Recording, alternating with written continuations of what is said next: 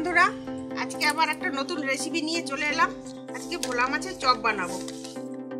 এই যে মাছ রেখেছি, বড় বড় ভোলা মাছ। এই মাছগুলো মধু ভোলা বলে।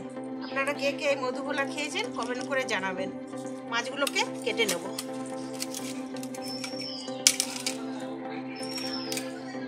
আপনারা ভোলা মাছ, ভেটকি মাছ, রুই, কাতলা দিয়েও বানাতে পারেন।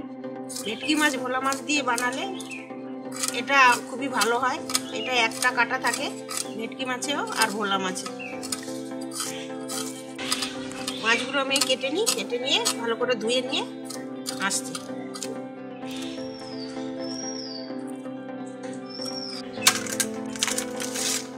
কড়াইতে জল দিয়ে দিয়েছি, এবার নুন দিয়ে দেবো। এই আদা রসুন একটু পেস্ট করে রেখেছি, সেটা দিয়ে দেবো। দিয়ে মাছগুলো দিয়ে দেবো। সব মাছগুলো আমি দিলাম না, এটায় বেশি মাছ লাগে না, এটা অনেক কিছু পড়বে তো চপে। এবার ভালো করে সিদ্ধ করে নেব মাছটা। মাছগুলো আমার ভালোভাবে সিদ্ধ হয়ে গেছে, এবার আমি তুলে নিচ্ছি।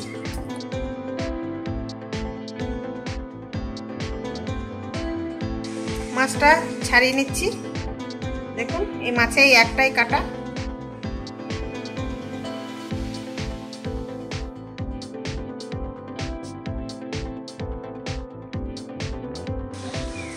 কত তাড়াতাড়ি ছাড়ানো হয়ে যাচ্ছে, এই মাছে কাটা নাই তো।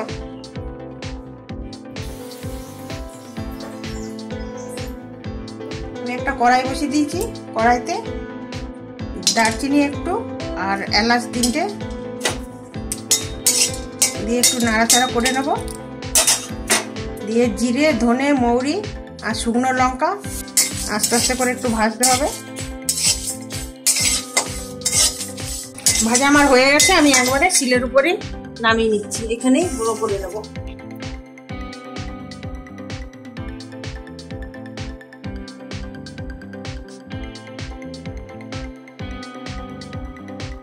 চপের জন্য কি কি উপকরণ নিয়ে নিয়েছি দেখুন। সিদ্ধ করে রেখেছি আলু, বিস্কুটের গুঁড়ো, নুন, ধনে পাতা, পেঁয়াজ কুচি, রসুন কুচি আর আদা কুচি আর কর্নফ্লাওয়ার, তেল আর হিং নিয়ে নিয়েছি। কড়াইতে তেল দিয়ে দিচ্ছি। তেল গরম হয়ে গেছে, সামান্য হিং দিয়ে দেবো। পেঁয়াজ কুচিটা দিয়ে দেবো। পেঁয়াজটা একটু লাল লাল করে ভাজবো। পেঁয়াজটা আমার ভাজা ভাজা হয়ে গেছে, এবার আদা আর রসুন কুচি দিয়ে দেবো। একটু ভাজা ভাজা হয়ে গেছে, এবার আমি হলুদের গুঁড়ো দিয়ে দেবো। সেদ্ধ করা মাছটা দিয়ে দেবো। মাছটা একটু মশলার সঙ্গে ভালো করে কষিয়ে নেব। সামান্য নুন দিয়ে দেবো। মাছ সিদ্ধ করার সময় নুন দিয়েছিলাম, অল্প করে নুন দিয়ে দিলাম। মাছটা একটু ভালোভাবে ভাজা হয়ে গেছে, সেদ্ধ করা আলুটা দিয়ে দেবো। আলুটা নেড়ে চেড়ে একটু ভেঙে দেবো এইভাবে। আলুটা ভালো করে মাখা হয়ে গেছে, এবার ভাজা মশলাটা দিয়ে দেবো। এবার ধনে পাতাটা দিয়ে দেবো। ধনে পাতাটা ভালো করে মিশিয়ে নিই।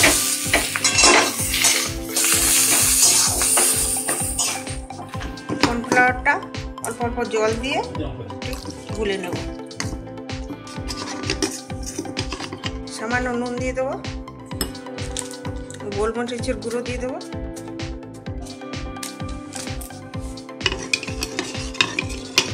এটা আবার নিয়ে চপের একটা শেপ দিয়ে দেবো। এইভাবে গোলাটার বিস্কুটের গুঁড়ো মাখিয়ে এইভাবে সব চপগুলোকে করে নেব।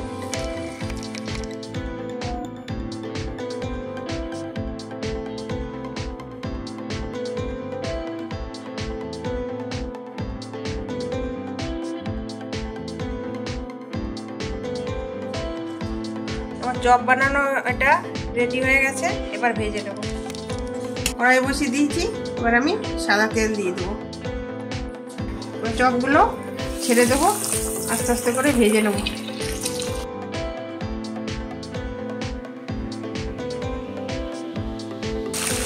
লাল লাল করে ভেজে নেব।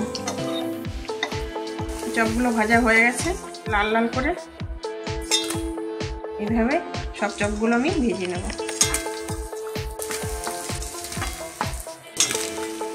আমার ভোলা মাছের চপ পুরো রেডি।